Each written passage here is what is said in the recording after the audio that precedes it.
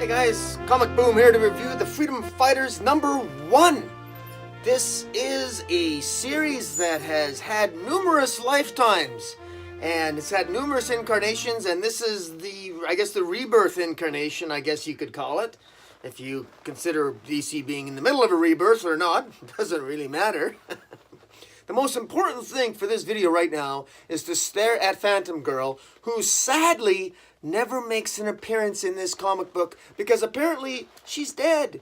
Yes, I know, but look at that. Look at that. Why would you not?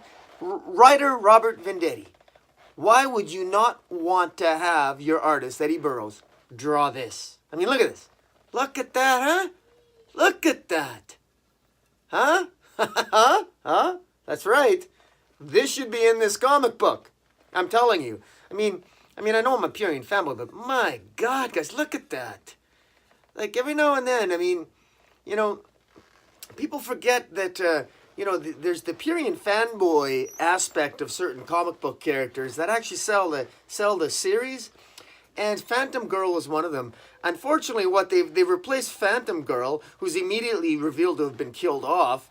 They've replaced her with Doll Woman. So we don't have Doll Man anymore as a member of the Freedom Fighters. We've got Doll Woman. And unfortunately, Doll Woman is small-breasted, and of course, I'm sure she's going to be a well-developed character. Blah, blah, blah, blah, blah, yada, yada, yada, PC stuff, whatever. Nah, that's what you need. And look how practical this costume is. You know, she can move around freely. It's got its built-in air conditioning, you know. Back in the days of headlight comics, that's what they used to call it. Now, why do you suppose they called them headlight comics back in the day, huh? I'm sure you can figure it out. Anyways, Frederick Wortham, Seduction of the Innocent. Purian fanboy, bad. I'm destined to be a juvenile delinquent.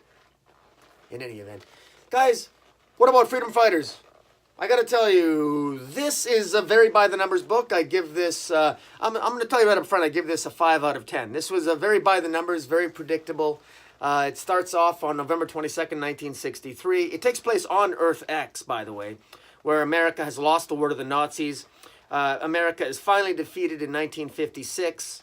And then in 1963, at the school book, on November 22nd, 1963, at the school book depository, which in our world is where John F. Kennedy was assassinated, on that particular day, on November 22nd, 1963, on Earth X, is when the Freedom Fighters were meeting to plan sort of a final attack against the forces of Nazi Germany that had defeated America 7 years before. And it's led by basically Jesse Owens and Uncle Sam. Unfortunately, the entire meeting leads to complete chaos and the destruction and extermination of the entire lot, and imprisonment of Jesse Owens, who humiliated Hitler in the 1936 World Olympics.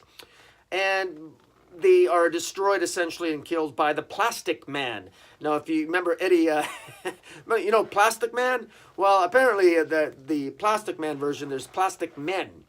And they're just, if you ever thought of Plastic Man as being a goofy character, which he is, boy, he's drawn horrifically here in a good way by Eddie Burroughs. How terrifying Plastic Man can be, especially with a German accent, ja? I can't do German accent very well, despite the fact that my last name is, let's just say it's very German. Suffice to say, I don't speak any German because if I speak German, to me, everyone who talks German sounds like they're constantly swearing. I don't know what it is. No wonder they lost the war. They're perpetually pissed off. Ja? Gott im Himmel. I don't know. Heil Hitler. No, forget, cut my hand off. I mean, that's terrible stuff. And I got to tell you, they've even minimized the Nazism in here. They've changed the Nazi symbol in this comic book. DC must really be afraid of the politics because they've made the symbol of Nazism different. They focus on different symbols, not overt Nazism, which I found very interesting. Very cowardly, too, I might say. A lot of cowardice going on by the big two in this politically sensitive times. You might, all those snowflakes up there might be a little bit upset.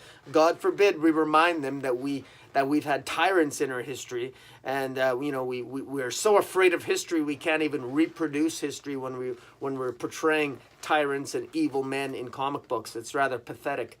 Another reason why I give this it affected my score. By the numbers writing here, very predictable. I didn't find anything that really caught my fancy.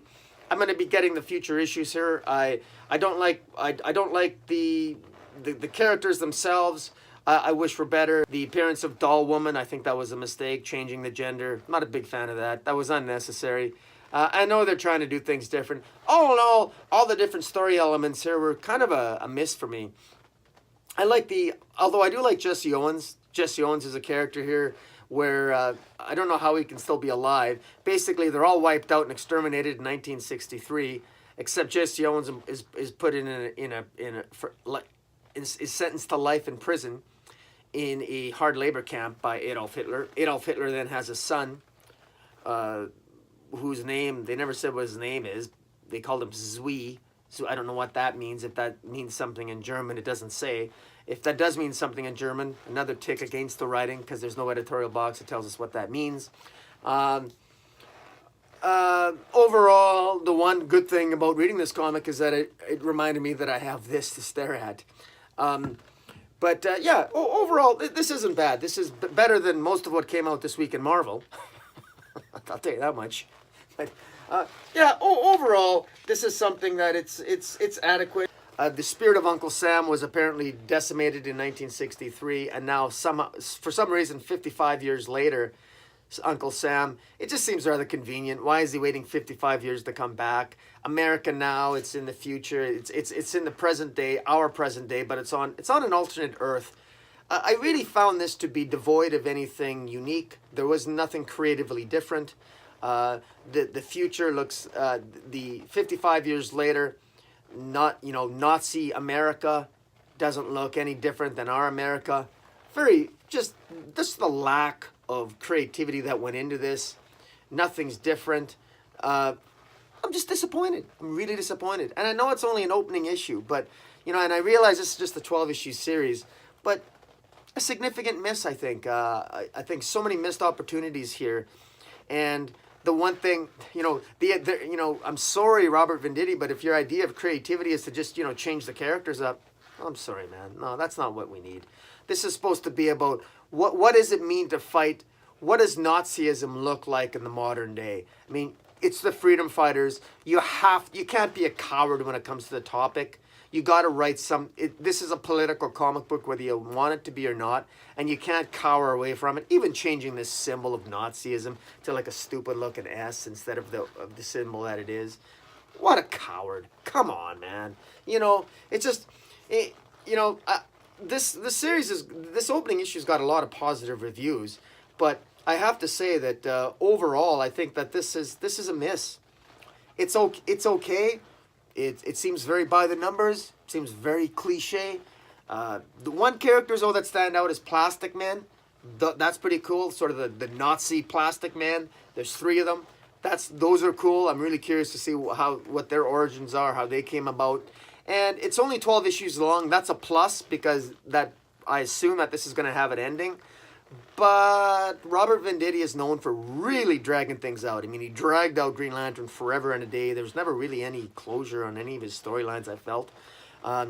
He's really hitting it out of the park with Hawkman, Robert Venditti. Although there's a significant amount of decompression there as well, and we're 7 issues in there. But I like it. He's got a fantastic artist. Robert Venditti's got a really good artist here with Eddie Burrows. So hopefully he's going to leave his mark here. Again, I don't see a lot of risks being taken in this opening issue, quite frankly. Real big miss on the symbolism of the Nazis there, which I see some creatively cowardly acts going on in here that I think that just irritate me. That you got to go big, and you need the headlight. You need Phantom Lady back, and give her some breasts. Seriously, enough of this nonsense already. Stand up for the classic version of the characters. And yeah, give her that outfit too while you're at it. Really impress me.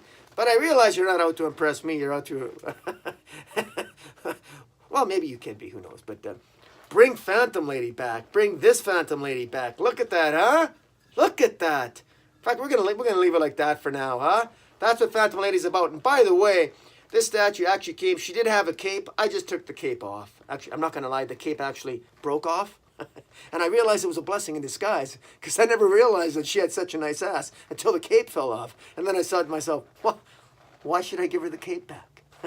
Right? You don't need a cape. You have more freedom. Besides, didn't you watch The Incredibles? You know, real heroes don't wear capes. They're a liability when you fight Nazis, right? Anyways. Woohoo! Tell me what you think of Freedom Fighters, guys. I think it's mediocre, but I'm going to check out subsequent issues, see if it improves. And until next time, hit the subscribe button. Follow me on Twitter at Metropolis40. And Merry Christmas. And happy headlights. And Comic Boom out.